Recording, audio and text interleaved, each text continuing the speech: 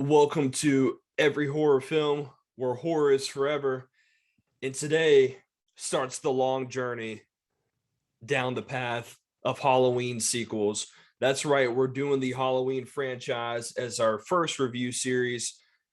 Thank you guys for tuning in and joining us today. I am Tanner, along with my horror aficionado friend Jeff. What's going on, Jeff? How you doing? What's happening? A very long journey indeed with these Halloween sequels, and I don't dread it at all. Seen them 100 times. I've had 26 Halloweens in my life, many more to come, and every year you can count on me watching these movies. So I know these things front to back, top to bottom, you name it. Absolutely. I think we've seen these movies more than enough. I highly doubt anything we're going to say in this review has not been said before, but oh well, who cares? We love Oh these. well, everything's been said at one point in time. Everything's been said. There's no original ideas anymore. But you're going to hear it from us this time. Exactly. So that's what makes it different. So we're going to go ahead and get started with everything here. In preparation for this review, we are doing obviously Halloween 1, John Carpenter's original, the classic. Listen, I watched this thing live here on 4K. Got this nice little set here. This thing is badass. I've watched this movie on DVD. I'm pretty sure I've watched it on VHS when I was a kid. I've seen it on Blu-ray, and now I've seen it in 4K, and every time I see it, it just gets better and better. So, in preparation for this review, obviously, seeing this movie for the 30th time, I try to watch this movie from different perspectives every single time I see it. And this time I tried to watch it from the perspective of actually being, that person that's just babysitting in the 70s, just living a normal life. And all of a sudden this random guy starts stalking you and attacking you. And I try to view it from that perspective. And for it to be 40 plus years old, for me viewing it that way, it still gave me the creeps just a little bit. And for a movie to be this old and to be that effective, I'm floored. This movie still holds up today. Yeah, and unless you're living under a rock, you've seen Halloween. Everybody's seen it. Some people only seen it once. Some people like us have seen it 100 times. And let's address the elephant in the room right off the bat. Obviously, there's scarier stuff that's been made in the almost 50 years plus since this movie's been made. Obviously, that's not what makes this movie so great, though. It being scary is just such an understatement for this movie, because you can't compare a movie like this to movies that have come after it. You can't compare anything made in the past to anything made in the future. It's just, things move forward at all times. So you have to compare it to what came before. What came before, what was it, 1978 that this came out? 76? Yes, 78. 78. What came before 78? You had Nosferatu, The Exorcist, I believe. Yeah. The film and cinema was just starting to really take off in the 70s. And to do something like this, I mean, the real precursor to this movie, the closest thing that audiences have seen going into this was Psycho, And obviously you're like, what's so scary about getting stabbed in the shower? Okay. Let's take it up a notch and get murdered while babysitting, murder a bunch of people, So you have to look at it compared to what came before it. And compared to what came before it, this movie blew everything out of the water, everything that people had known. And like you said, watching it from different perspectives, in hindsight, there's always something new to appreciate when you watch this movie. Absolutely. So this thing, it gets better and better every time I watch it. And we'll kind of just jump around here and talk about certain things. So obviously, John Carpenter, a legend in his own right. He's filmed some great stuff. He's filmed Godfather of Horror, the legend. The legend. He's filmed another movie that I think me and you are going to review at some point. We've seen it a couple months ago on the 40th anniversary. We'll get to that eventually. Eventually. Obviously, talking about The Thing there, we will get into that. But sticking to Halloween here, this thing was, it's the stuff of legends. It was low budget. It was filmed, obviously in California, given that Halloween feel to it. They didn't have a lot of money. They really didn't have a lot of known actors. Jamie Lee Curtis at the time, this is her first role, obviously being the daughter of Janet Leigh from Psycho. And you have Donald Pleasance, who was probably the veteran actor of the group, who had the most prowess. He's Dr. Loomis in this. And then you just got a bunch of side characters, and they just seem to pull this thing together on a shoestring budget. But looking at it from a filmmaking perspective, there's a lot of great techniques. The first scene, going in when Michael's walking outside the house and he goes in and he's stalking his sister, walks upstairs with the knife, put the clown mask on, stabs her. That whole panoramic shot, I mean, that was a huge deal back in the 70s, and that's just a testament to the cinematography and the directing. So from a filmmaking perspective, there's a lot of good shots here. And the film, even watching it in 4K, it still looks good. Like, it's not shot in Halloween in Illinois, but it still looks really believable to this day. Yeah, it's one of those films that has aged incredibly well. I mean, there's a lot of films that have come out in decades prior, even most recently as the 2010s, that just they rely so heavily on pop culture and trend styles and memes and just really short-lived things that they don't age well. But Halloween has aged incredibly. I mean, aside from the very obvious and natural for its time outfits, hairstyles, ways of talking that were, typical for the 70s, this movie looks like it could happen today. You change the outfits, you change the characters' hairstyles, like this could be real today, So it has aged incredibly well, and it will continue to age well. It's timeless, really. Absolutely. So, kind of getting into the plot of this whole thing. Obviously, there will be spoilers. You should have seen this movie enough times to know that. So, kind of digging into things. This story sets around, obviously, in Haddonfield, Illinois. One day in 1963, a young kid named Michael Myers just randomly snaps, kills his sister, stabs her to death. As Halloween Kills would say, he stabbed her in the tits. And after that, he walks outside. His parents see him in the front lawn. They're asking him what happened. Fast forward 20 years later, or 15 years later, he's 21 years old. He's still he's in an insane asylum. He hasn't spoken. He hasn't uttered a word. He hasn't said anything. Dr. Loomis, played by Donald Pleasance, is his psychiatrist. He's been looking over him. Everyone seems to think that, there's nothing more to this kid. He's never going to speak again, but he knows that he's truly evil and that there's something behind this facade where he does not speak.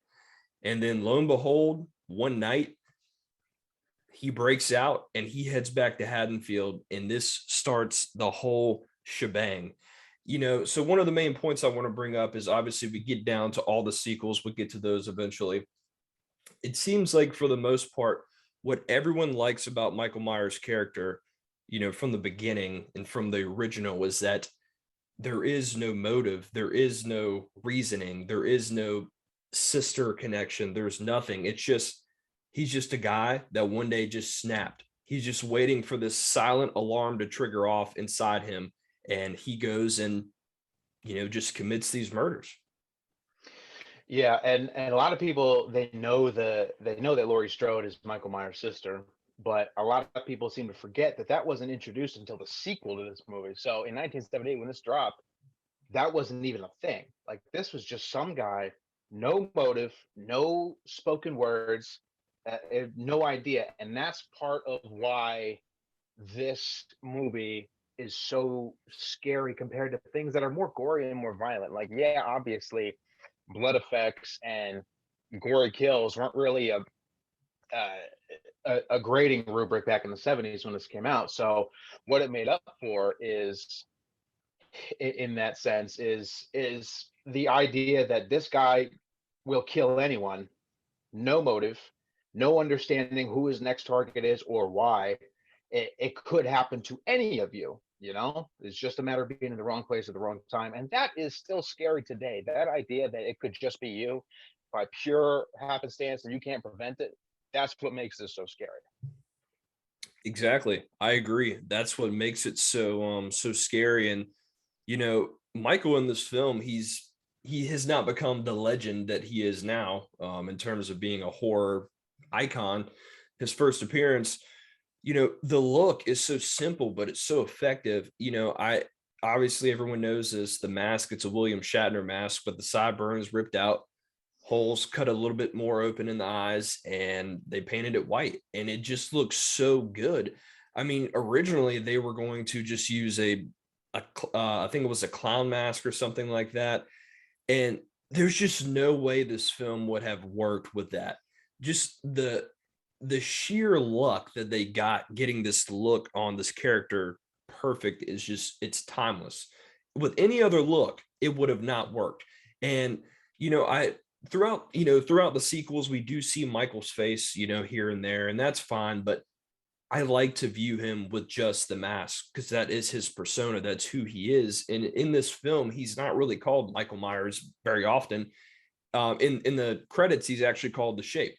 So they make that reference numerous times, but the look is just so iconic. You've got it on the shirt. I've got it on the shirt. Just the look. And I know that's one of your major points that you wanted to bring up about being what makes a great horror film or a horror icon. You got to get the look right. We did the review on the Black Phone a couple of months ago. They had the look right. The story lacked, but the look was incredible. In 78, seeing this, I can only imagine. Yeah, and there's beauty in simplicity, especially when this hasn't been done before.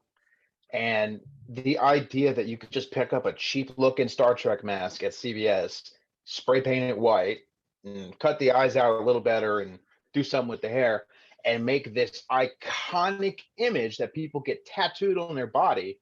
It's incredible. And every movie since the original, every sequel it's done, every iteration of Michael Myers, the mask has never looked the same twice. It's always different people making the prop, and it's always different, but it's so iconic that I could do a very amateur and atrocious sketch on a notebook paper of Michael Myers and not tell anyone who it is, and they would be like, "That's Michael Myers."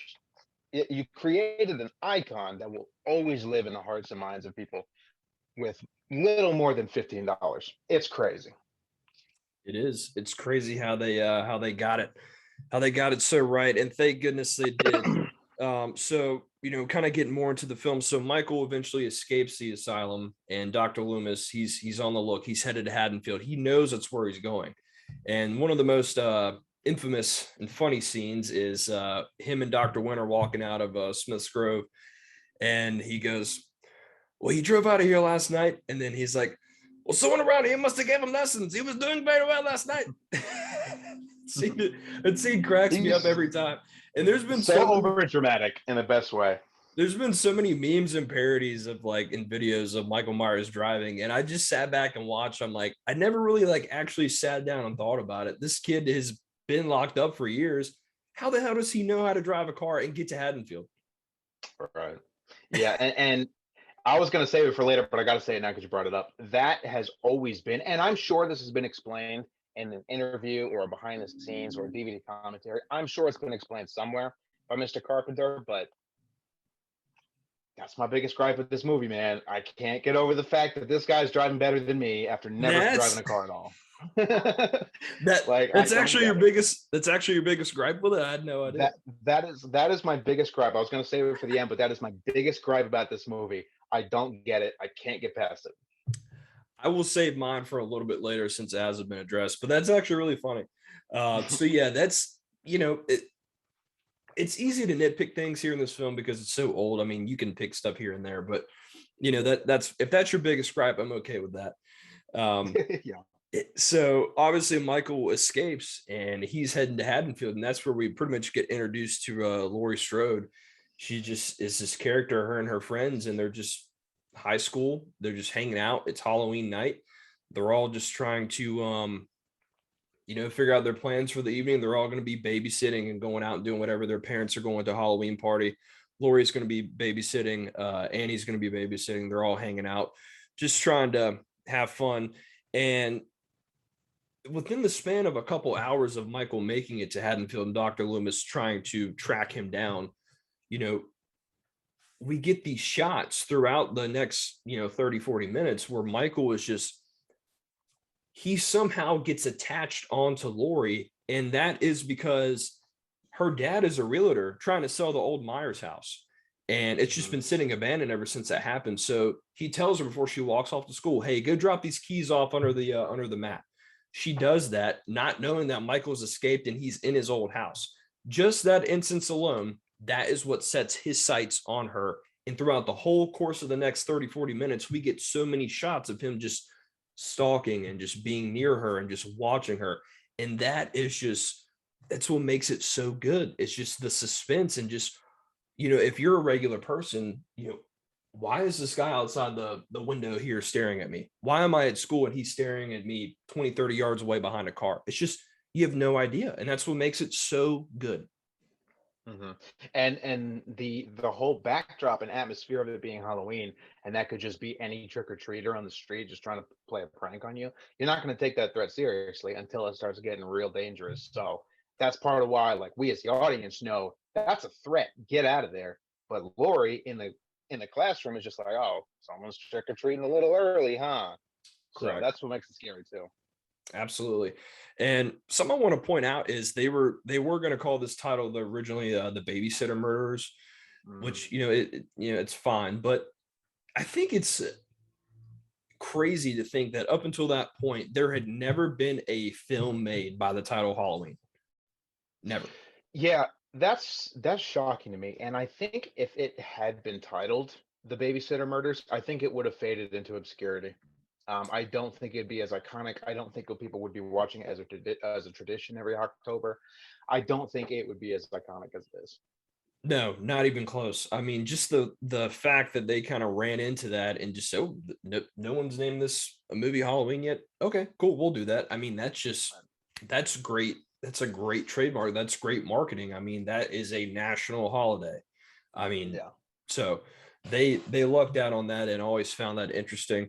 So, getting in more into the film, Lori's been around. Michael's kind of stalking her here and there, and he's driving around. Meanwhile, Dr. Loomis is arriving into Haddonfield, and he meets up with Sheriff Brackett at at one of the general stores when Michael had broken into. They said, oh, someone's broken into the store here.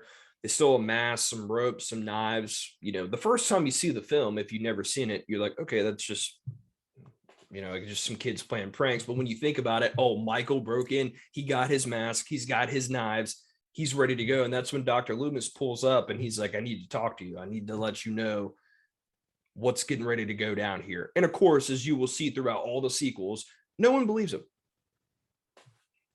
Right. Yeah. And it's hard to, because the biggest theme of this movie is nothing like this has ever been done before. So, no one's going to believe some raving old man who comes and starts waving a revolver around saying, evil's come to your little town. No one's going to believe that, right? So the sheriff's naturally like, yeah, okay, whatever, guy. It's just Halloween. People are playing pranks. So nobody takes it seriously, and that's part of why this happens. And part of why it all goes down, really. So what you're saying is evil dies tonight? That's not what I'm saying. I don't never be saying that, but yeah. Anyways. Oh my goodness. We will get into that. So yeah, he's trying to warn everybody, and at this point, it's getting later on in the evenings. Sun's starting to set. Obviously, the girls are driving to the houses they're going to be babysitting at, and Michael has pretty much stalked them down the whole time. Meanwhile, it's kind of funny that they don't really notice on the drive there that Annie and Lori, that he is pretty much tailing the hell out of them in the back in the car, and they just have no idea because they're too busy smoking weed in the car. So he pulls up and he parks on the side. They pull up to their places. They go in their own houses, and it starts to set.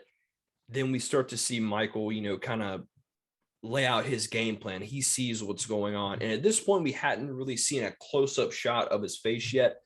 But this is when you start to get this is when the suspense starts to build. Like, okay, where are we getting at? This guy has been stalking them and watching them this whole time. And then, you get some of the score, some of the sounds, and it's just great, and it's just really starting to build the suspense up, yet nothing has really happened. Nothing has really happened. Right. Like the audience knows that something is wrong and that something is really kind of like lurking around the corner. But Lori and the main characters, they have no idea. And probably one of my favorite aspects of this movie is from a filmmaking perspective. Like, yeah, you're focusing on the sheriff and Dr. Loomis having a conversation, but up here in the top of the frame, you see Michael Myers like driving by, like there he is right there. So Right. and that is one of my favorite aspects of this movie. Very iconic to me because they don't focus on it, but you can always tell that like the thread is right there, so it's never really gone. And him tailgating obviously is only focused on a little bit, but you can always see him in the back. That's just, it's just clever. Like there's no better word for it. It's just clever, and I love it. Absolutely. And that's a part that, whenever I watched this for the review, I sat down and I noticed that, throughout the rest of the sequels, obviously nothing can hold a candle to the original. It's just, most times for franchises they can't. But in the sequels, I love gore and I love, some good kills here and there, but I also love suspense. Throughout the sequels, as we get later on down the road, there is less and less and less of Michael stalking and being in the shadows and being the shape and just being in the background. And this film made me kind of miss that with some of the sequels, that maybe he's not killing anybody, but just knowing that he's there and in the background, like something's going to go down. And I kind of missed that throughout the sequels. That's what partly makes the original so good. Yeah, that's part of the magic of Michael Myers, is that he could be in your neighborhood, he could be in your own house, you just don't know. And that's, we're going to come back to it, but that is one of my four cardinal rules for making a good horror film. And I'll explain what that means a little bit later on. But so Annie and Laurie Strode are driving. Obviously, they're getting ready for their plans to go babysit their respective households at night. The fateful night comes. What happens next? Remind me. So after that, so they all go to their houses, and then Michael kind of starts stalking Annie because she's babysitting Lindsay Wallace, and at that point, he's just kind of on the outside stalking, and then she's in the kitchen, like on the phone, like talking to her boyfriend, and she's making popcorn, and he's in the background, and he like knocks down a plant, and it kind of, and that's, and those little things there, that's what you think of Michael as like this serial killer, and he's serious and deadly, but at the same time he also has this playfulness about him that is kind of goes unnoticed when you're watching the movie, is that he does things so intentionally to draw them in, and it's almost like he's playing with them in a way, and that's what makes it, I won't say funny, but it makes it so intriguing. He's not just rushing in and just killing them. It's like a sport, it's a game to him. Yeah, and that's partly because he was, imprisoned when he was under the age of 10. You put a kid in an insane asylum and you keep him there forever. He's never going to develop social skills. He's never going to go to school and learn how to be around people. He's never going to learn how to make friends or be strategic or think ahead. He has that childhood brain in there still, and to what extent, I don't know. That's never explained, but you got to think like he's essentially still a kid psychologically. At least I think so.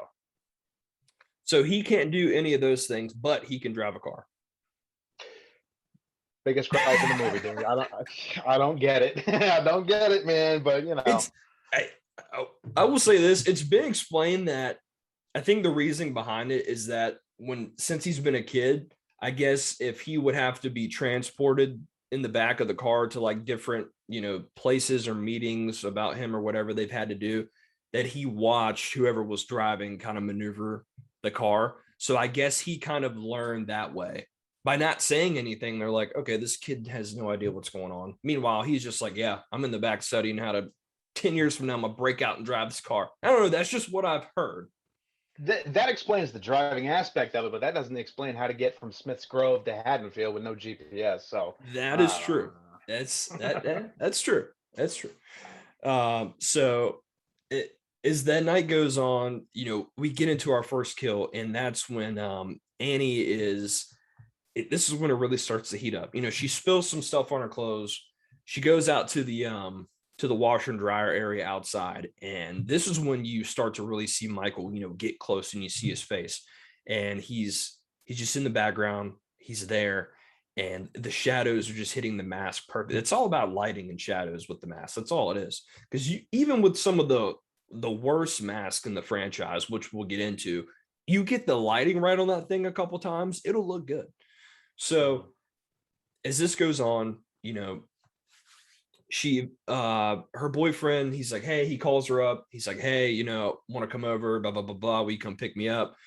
So she's getting ready to get in the car to go get him. And she notices that, hey, the car's locked. Okay. And you see this in the audience. You say, okay, the car's locked. She pulls on the door handle. What's locked? She goes back inside, grabs the keys, comes back. This time they do the shot of her opening the door. The door is unlocked. She hops inside. It's foggy on the mirror. She starts to kind of look at it and like, oh, what's going on there? Boom, in the background, he pops up. Michael for his first kill, kind of strangles her, knife, it's over. First kill of Michael, and there's no blood. It's all suspense. You've just been building up for this whole time thinking it's going to be this crazy thing. It's very simplistic, but it works so well. Yeah, it's not a gore fest like Saw. It's not there's no crazy body horror like maybe Friday the 13th would have, or Nightmare on Elm Street. It's just a kill, and it's clever. It's clever writing too, because I feel like movies made nowadays in 2022 and beyond, like the whole scene about it's locked, next shot it's unlocked, and then she gets in, there's fog on the window. I feel like from a writing perspective, they would assume that the audience is too dumb to figure out, like, he's in the car breathing and it's cold outside. Like, the writers of this movie know that the audience is smart enough to figure that out. But nowadays, I think the film would be like, it's foggy on the window. I wonder if someone's breathing. Oh my God. Like, that's what the writing would be in 2022. But here it's just smart. It's quiet. It's all visual storytelling. And I love it. Yeah, absolutely. And they get that part so right. So that's Michael's first kill. And then the next couple shots really are some of my favorite shots in the whole film. It's, you get these direct shots where you're at Lori's house, or not her house, at Tommy's house where she's babysitting. And you get these couple shots where he's looking outside the window. He keeps asking Lori, like, what's the boogeyman? She's like, what are you talking about? Like, it's just whatever. You're just being a little kid. And he gets these shots where he's looking out the window across the street to Lindsay's house, and you can see just the shadow of Michael just standing there. And to me, that is some of the best shots in this entire franchise. It's not even, you don't even see Michael up close. You just see him because he is being a shape. So we get these parts where he killed her, and then you get the shot where he picks her up and he's walking with her out to the front door. Another great scene. And then Tommy starts freaking out. And at this point, Lori's like, okay, I've had enough of this. Kind of like, what's going on? So at this point, we get the scene where Bob and Linda are, getting at their place. They're getting ready to go upstairs, have sex. And this is where we get some of the more, I will say this is a small gripe of mine, I guess. It's small, but we get the scene where, they have sex, all the stuff. She wants a beer. Bob goes downstairs. And this is where Michael comes out the closet and kind of chokes him, puts him up there, and then stabs him with the knife. Now, I don't know about you, but that knife was about this big. For him to go through his whole body all the way through the back of the kitchen door or closet door, whatever it was, and to stick. Michael, man, he's a strong guy. Yeah, that was taking some liberties. I think I don't even think you could do that with a phone book, but he did it with a grown man. So I don't know. I think that was taking liberties for the effect. But hey, you know what? I'm all for it.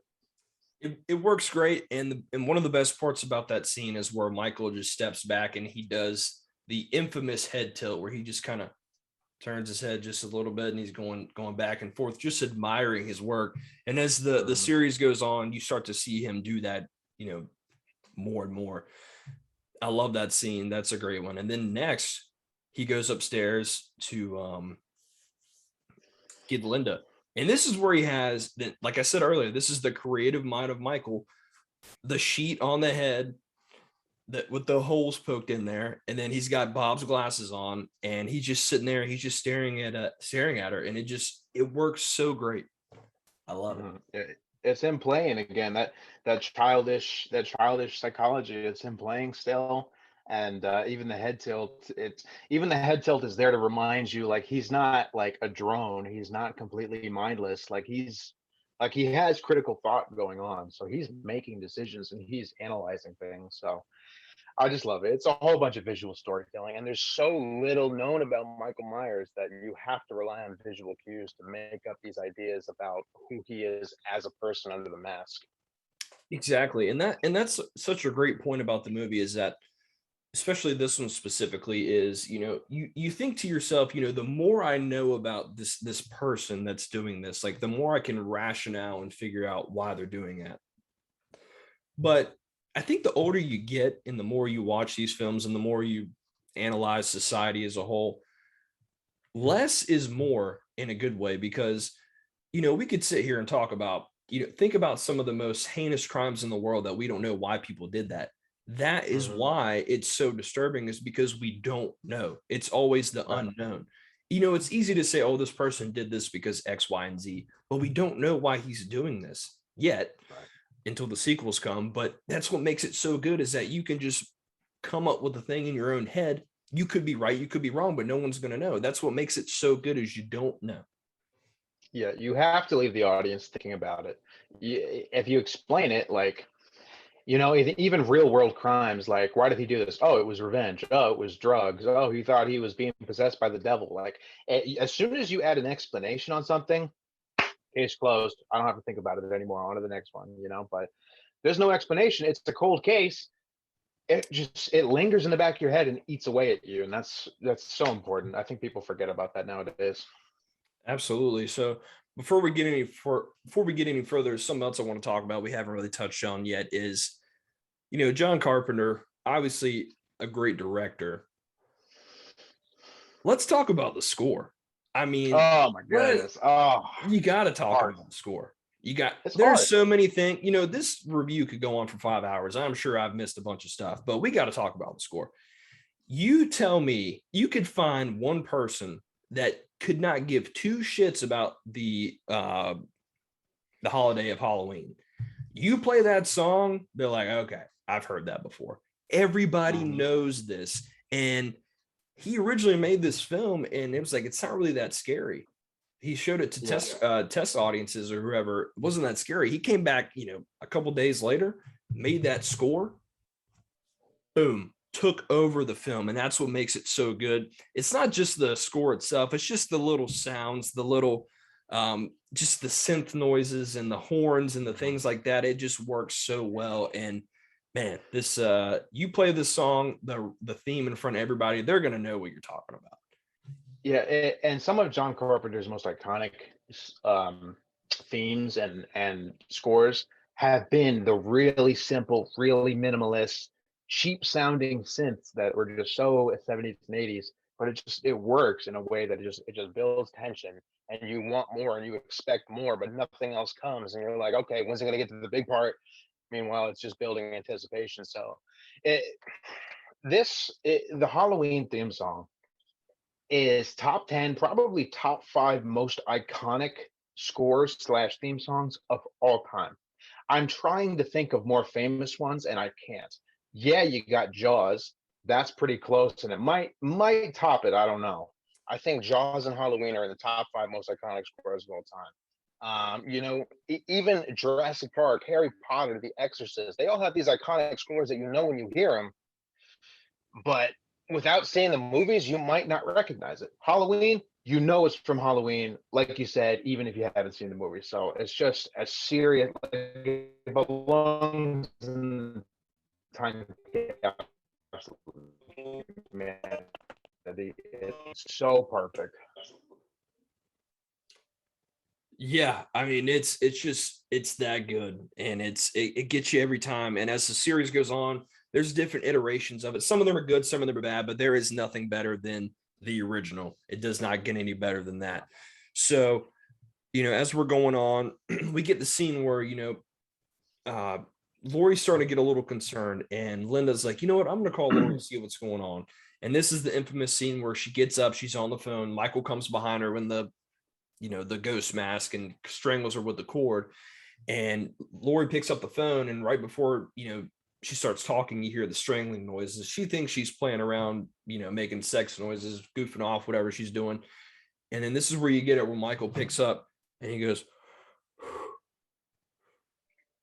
the breathing throughout this film, it just adds to the atmosphere, to the character, because she's like, who the hell is this person breathing? We know who it is. She doesn't know, but that's like his language, his way of talking. And that's his way of letting you know, hey, I'm here. Yeah, if for a character who says 0 words, 0 dialogue, the only time you hear emotion spoken from this person is the breathing against the rubber mask, which if we put a rubber mask on, we could imitate that sound, you know? Correct. So that is the only time you hear anything out of this guy's mouth. And you really only hear it when he's feeling something intense, so that really just adds to it. Again, the theme here is just minimalist subtlety, visual storytelling. It's so like doing as much as possible with as little explanation as possible. It's so beautiful. Absolutely. It's so good. So at this point, Lori is she's like, okay, there's something going on here. She starts looking outside. She's like, okay, the lights are off. I'm going to go over there and check it out. So put that on the side for now. Let's go back to Dr. Loomis. This whole time he's been with Sheriff Brackett, who is Annie's dad. And he's been going on these monologues about, hey, the darkest eyes, the devil's eyes. He's trying to let Sheriff Brackett know that, hey, what's going on here. And at this point, this is where I get into my biggest, it's a small gripe, but my biggest gripe about the film is that, Loomis spends, a good chunk of the movie just waiting outside the Myers house. He's like, Sheriff Brackett's going off and doing his own thing. He's like, okay, I'm going to go look for him, see what we can do. Meanwhile, Dr. Loomis is beside the Myers house, and he's just kind of waiting. He thinks Michael's going to come back. He's already been here once. He thinks he'll come back again. So he's been standing here this whole time. At some point, he just happens to look down the road. He sees the car that Michael drove from Smith's Grove all the way to Haddonfield. Now, I don't know about you, but if I was there for that many hours during the day and all of a sudden I just took a left and looked and I'm like, oh, there's the car. Let me go down the road. Oh, there he is. That's the only scene for me where I was like, I don't know, man. It took me out of it just a little bit. I know it's a 1978 film, but that's my biggest little gripe about the film is that how he's there all day. He turns around. He's like, oh, okay, there's the car. I'll go this way. Yeah, that it kind of seems like, real nitpicky here, but it's a company car, right? I mean, it's owned by Smith's Grove, so obviously they got the license plate on file. So even in the 70s, they were running license plates. So I figured someone could keep an eye out for it. Yeah, so that's my smallest gripe about the film. So at that point where Lori starts to get suspicious, Dr. Loomis is, finally realize, oh, shit, here's the car. They start kind of walking in the same direction. And so at this point, Loomis is headed that way. Lori's headed that way. Lori decides to go check out the house where Linda's at. And this is where we start to get the score, and the suspense is building. I mean, it's at an all-time high at this point. She walks in, she thinks they're just our friends are playing a prank on her. Lights are out, everything's closed, and you start to get that just a little noise. It's like the ding ding ding ding. That I don't know how to describe that sound effect, but you know what I'm talking about. Yep. It's building, and she walks upstairs, goes inside the door, and we see Annie laid out on the bed with the Judith Myers headstone that Michael stole earlier. And this is where everything falls out. She starts to see everybody's dead body coming from everywhere, and she's starting to lose it a little bit.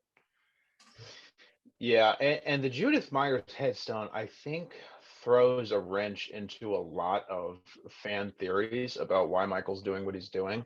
Because he killed his sister. Why isn't it his sister's headstone? What does his mother have to do with it other than getting home that night?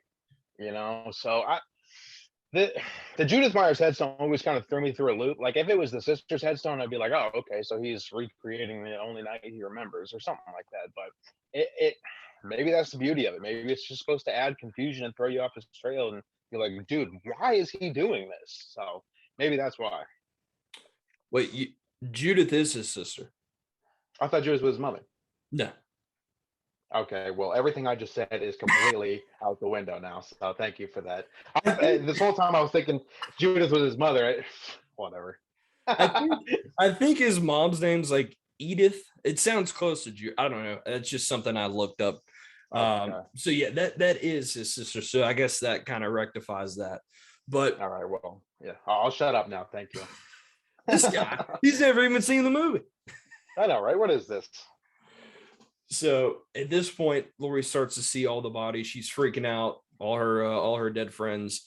And at this point, she's backed into a corner. All of a sudden, you see Michael. He's in the corner. His mask appears, and that's when he does the infamous miss stab right to the shoulder there, and she falls over the stairs. And then Michael goes to the staircase, an iconic scene, and then you get the dun dun dun dun. My favorite part of the score. Dee, dee, dee. You know, and that's when it starts it up. And then she starts running for her life. And then Michael, you know, he's taking his time. He's just walking after her. And to me, this is one of the best scenes in the film, you know, shot wise, is whenever she's running across the street back to the house she was originally babysitting at. And you just see Michael just walking across. And you just see his shape, and it makes it so effective. He's only made like 3 kills in this film, and I don't even care about that. I just care about seeing shots of him just being in the background and walking. That's what makes it so good to me. Yeah, he's the boogeyman, and you know we have to remember that this is taking place at night, probably like 11 p.m., 12 p.m. I'm sure there's an explanation of what time it all takes place, but you know it's taking place at night, and obviously when you're making films at night, you can't just have no light, so you have to make this artificial moonlight that's usually like tinted blue so you can actually see what's happening on screen. But in the real world, if you're running across the street at night, you don't see anything. I don't remember there being street lights on that road, at least in that part of the road. There might have been, but when you're filmmaking, the only reason you can see what you can see is because the filmmakers need you to see it, you know. But Lori, in the real world, she can't see anything. It's pitch black out there. Yeah, and she's injured and she's running for her life. You know, she doesn't know what's going on. So at that point, Michael's walking towards her and she's banging on the doors. And this line from her always kind of cracked me up, where she's like, the keys, where they? I can hear the voice, dude. I know. And then so Tommy wakes up, the kids are upstairs sleeping. She wakes him up, opens the door, she gets inside, and she's panicking. He's like, what's going on? She's like, just go hide. And then this is where we get to the scene where, you know, she's at the couch and she tries to call the police, realize Michael's already broken in the house earlier, cut the phone lines. And this is where he kind of hops up from behind the couch and he tries to get her. And this is where a little bit of continuity comes in. She takes like a knitting knife or needle, whatever it is, knitting stick, and then stabs him kind of in the side there. And for a good amount of the sequels, at some point, you do see that cut there in a lot of the masks. And so he kind of falls on the ground like he's dead. And God knows I love Laurie Strode, and she's a great character. Love Jamie Lee Curtis. But at this point, I've seen this film 5 million times. But when she picks up his knife and just decides to throw it, I'm like, oh. Every time, just use it, dude. Finish it off, man. But oh my goodness. So, you know, at that point, she walks up the stairs. She's telling the kids, hey, everything's okay. And then all of a sudden, the kids look behind Michael. He's back up. He's up the stairs. He's got his knife back because she just threw it on the ground. He picks it up, walks up the stairs. And this is where we get the scene where she hides in the closet. And this is iconic because this is recreated somewhat in the 2018 movie. And, you know, this is where he starts to try to break in, and he's trying to get in. A good fact about this film is that Nick Castle pretty much played Michael throughout the film, but a lot of parts they had to have different people play Michael to get certain parts right. At this point in the film, they had to get Tommy Lee Wallace, who was I think he was like in charge of like the props and everything like that. They got him to play Michael because they rigged that closet door the right way where he had to punch it right the first time to break it, or else it wasn't going to work. So he actually was Michael in that scene where he broke through and kind of hit the prop right so it would break properly. And it's at that point where we get the great scene of Laurie grabbing the clothes hanger, sticking Michael in the eye, stabbing him. He falls down once again. Evil is dead at this point. Yeah, and I love that closet scene, man. The claustrophobia of it and the breaking. That's an interesting fact. I didn't know about the changing of the actors for Michael. So that's something I didn't know. And her stabbing him in the eye with the coat hanger, obviously just like the neck thing. The I think the sequels have done a pretty decent job at making sure they stay true to that and showing the damaged eye Yes. that's healed. Correct. So they got that part right. So, we think he's done for. She steps out of the closet. He's laying there. And then she kind of walks to the doorway, tells the kids like, hey, okay, we're good now. I want you to go across the street, get help, let everybody know what's going on, call the cops, blah, blah, blah. And this is where we get you just hanging out there, and you get the classic Michael sit up and then turn. And he does that, and he starts to slowly kind of creep back toward her, grabs her, he starts choking her. And it's at this point where the first time we get to see Michael's actual face, whenever he has gotten older, she rips off the mask. And like you said, I don't know if this has to do with the clothes hanger, but his eyelid is kind of like flicked up in a way. I don't know if that's because he got stuck in the face with the eyelid. Dr. Loomis walks in. Yeah. 6 times, he shoots him. Mm-hmm. And I think, to me, at this point, when he breaks in and shoots him, the very next scene, for me, it's my favorite scene in the whole film. I can't really explain why. It's just creepy to me. But where he shoots him, and then he runs toward him, and then it shows the cut where Michael's just standing there like he just got shot 6 times. He's just standing there, and it's pitch black. And then Loomis shoots him again. He falls off the balcony on his back. Michael is laid out. He's dead. Or so we think. I don't know. There's only been like 15 other movies. I'm not sure if he's actually. He's probably gone. Dead. He's probably gone. So at that point, Laurie's like, "Is that the boogeyman?" And then Loomis walks over there. He looks over the corner. He's gone. And at that point, we start to hear the breathing. Laurie's crying. She knows that he's still on the loose. And at that point, that pretty much wraps up Halloween. We hear Michael's breathing at the end. They re-show the shots where he's been and, created havoc. And we hear the breathing, and the movie's over. And at this point in 1978, fans don't know this at the time. John Carpenter knows this. There's not going to be any more sequels. This is it. This is going to be a film made with this character. And fans are left wanting more, but he had no plans on making a sequel. And so ends Halloween 1978. It's a classic film. You just can't beat it, man. And John Carpenter had no idea it was going to be as iconic as it is when it took off. That's why he had plans for an anthology. Like Halloween 2 is going to be a different story that takes place on Halloween. Halloween 3 obviously is a different story that takes place on Halloween. So it's just a surprise hit, and it became an all-time classic, man. And honestly, it's even our gripes with the car and the car, ironically, it's even those are small in comparison to other horror movie gripes. Like it's so hard to critique an all-time great like this. It really is. Absolutely. So I know earlier you'd mentioned your 4 cardinal rules. Yes. Now, making a horror film. So I'm gonna let you get to that. I've seen hundreds of horror movies, right? Mostly bad, but I've seen all the grades. There's a system I have in my head that I can't get out of my head now that helps me grade horror movies, right?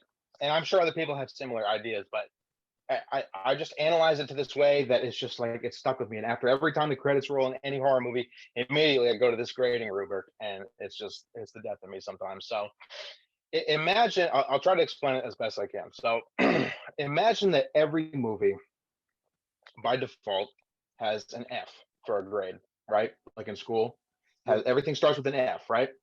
After the credits roll, there are 4 cardinal rules that if it succeeded in all 4 of these rules, well, let me tell you, if it succeeded in one of these rules, one of these 4 rules, just one, it moves from an F to a D.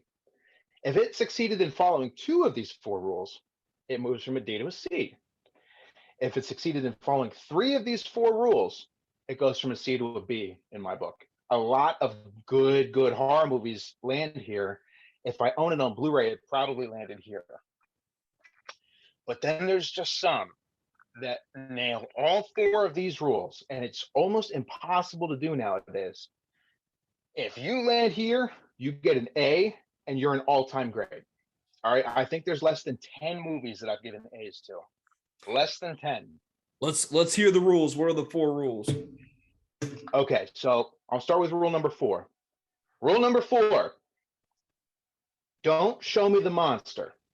Don't show me the threat. Don't show me the killer. Don't show me the demon. Don't show me the aliens. Don't show me the plague, whatever it is. Don't show me the monster. And what I mean by that is keep them in the shadows. Keep them secluded. Make us only see a glimpse of it at a time. I don't care how good your creature design is. I don't care how good your mask design is. If he's out in broad daylight, if I see a good shot of him, if I can take a screenshot and I see 100% of him, you lost, right? The mystery's gone. I don't know. It goes from I don't know what's stalking you. I'm trying to see what happened. I'm trying to see more of it so I can figure it out. To okay, that's what it is. Mystery's gone. Let's just see what happens. Don't get rid of the mystery. Don't show me the monster, right? Halloween obviously succeeds at that with all the shadows and all the lighting tricks that we talked about. So boom, followed that rule. The Thing's another good one. Paranormal Activity, that's another good one, obviously. So don't show me the monster. That's rule number 4. Rule number 3: don't only rely on jump scares. Don't rely on just jump scares. Insidious is great in all its glory. Try to remember something scary that wasn't a jump scare. We all love the devil over the shoulder because it's such a good jump scare, but that's a high that only strikes once, right? Halloween's got jump scares, but most of it is atmospheric, right? And most of it's him standing across the street. There's no jump scare with that. It's just him being creepy. It's him in the shadows outside. The pot broke. Like, those aren't jump scares. Those are tense situations that you know something's coming. So don't rely only on jump scares. That's number 2. You follow 2 of these rules, you're up to a C. Rule number 3, which a lot of horror movies have a hard time with, but because they're able to succeed at the first 2 rules and this rule, they get a B in my book. This is a big one for me. Don't only be scary when the threat is on screen, right? If we were only scared of Michael when we were watching Michael, then all we have to do is be like, oh, okay, he's not in this shot, nothing bad's happening. That's not the case. Dude, he's loose out there. He's probably killing people right now. Like, he's probably escaping. Like, don't make it so that the threat is only present when the camera's rolling, right? We want to feel like, okay, we're on a ticking clock. Once the threat is revealed, I want to know that there's danger lurking until we figure this out. Like, no corner is safe to turn around, right? That's my 3rd rule. You nail that, you're up to a B. The last rule, and the most important rule, like I said, less than 10 horror movies have ever nailed all 4 of these. But the ones that did are the all-time greats that will never be remade and will never be topped. The last rule, and the most important: push the boundaries. Push the boundaries. Do something that's never been done, either creatively with a good story and a good plot, or from a filmmaking and social standpoint, do something that maybe isn't okay to show on screen or hasn't been done before. Psycho did something that hadn't been done before prior to that. Halloween did something that hadn't been done before prior to that. Alien pushed the boundaries creatively and also did something with body horror that had never been done before. The Thing pushed the boundaries creatively, did something that had never been done before. The Exorcist, creative, something that had never been done before. So it pushed the boundaries, and sometimes that creates controversy, like, oh, is that okay to show on screen? More modern examples, the human centipede obviously pushed the boundaries, right? If you don't push those boundaries, you're going to get forgotten in the stew of a billion horror movies that are just B movies, right? You do something that's going to stick out, you will always be remembered. And Halloween nailed that because no one had done that before, with the score, the iconic imagery, the real threat, the minimalism. It hadn't been done prior to that. It's been done a billion times after that, but before that, that was a boundary that hadn't been pushed. So don't show me the monster. Don't rely on jump scares only. Always have a threat present. Push the boundaries.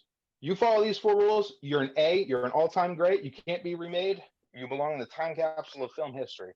And Halloween hits the mark on all 4 of these for me. That's why it gets an A in my book, and it's the perfect horror movie.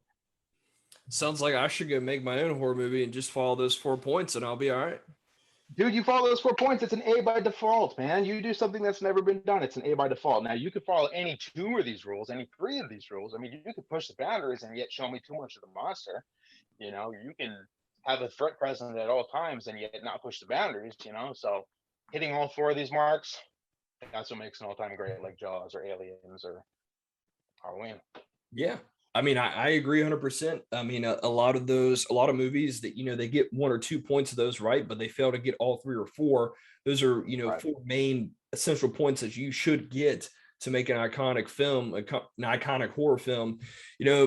As time goes on, the 70s and 80s, those were pioneers in the horror years. As the years go on, it does get a little tough to come up with original ideas and things like that. But whenever you get those just a few that drop in here and there, those are the ones that stick out, and they really land.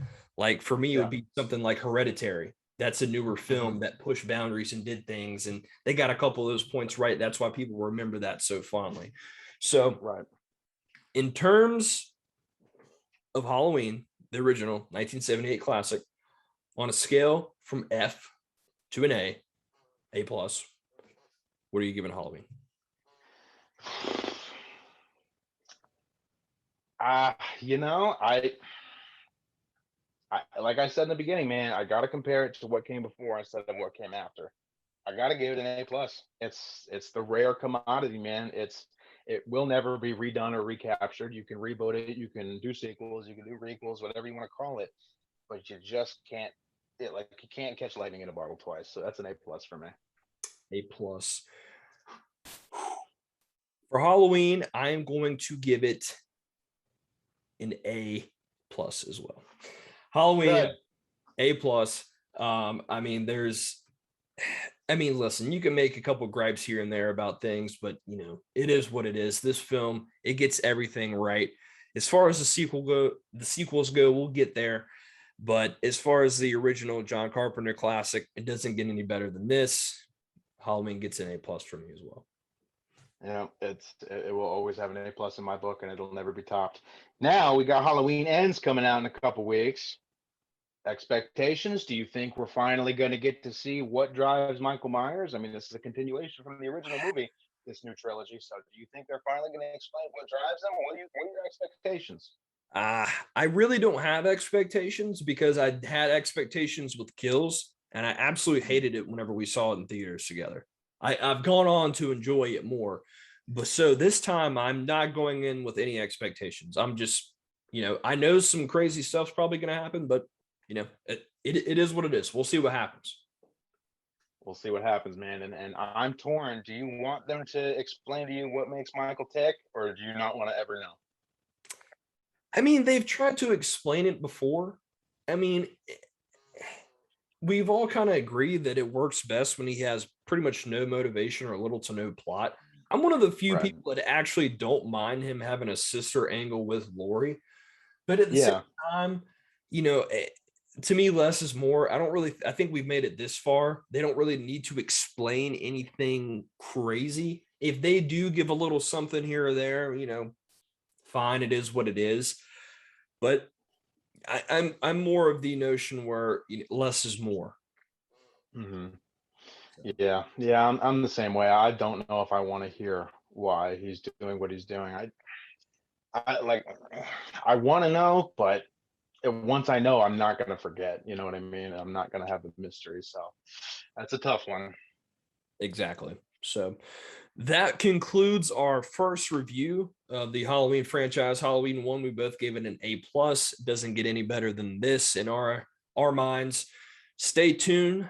Halloween 2 will be up next. We're going to go through all the Halloween films all the way up until Halloween ends. And then at the very end, we're going to rank them on our own, see where we think is the best and what's the worst. Thank you guys so much for tuning in to Every Horror Film, Where Horror is Forever. Jeff, any last words? Just keep an eye out for Halloween Ends, and you know, in my household, September. So if you don't have your decorations up, what are you doing? You know, get on it. You know, it's Halloween time. Start watching some movies. I agree with everything you just said, and to add on top of that, evil dies tonight. Goodbye. Thanks. The mummy has now been located. The living mummy. The living mummy. Bullets won't stop. Some creature out of time. It was horrible. It was horrible. He's completely out of control. I saw those bodies. Is he a man or a monster? You actually knew a werewolf in a peaceful town where nothing ever happened. It was horrible. It was horrible. In the mystical regions of Transylvania.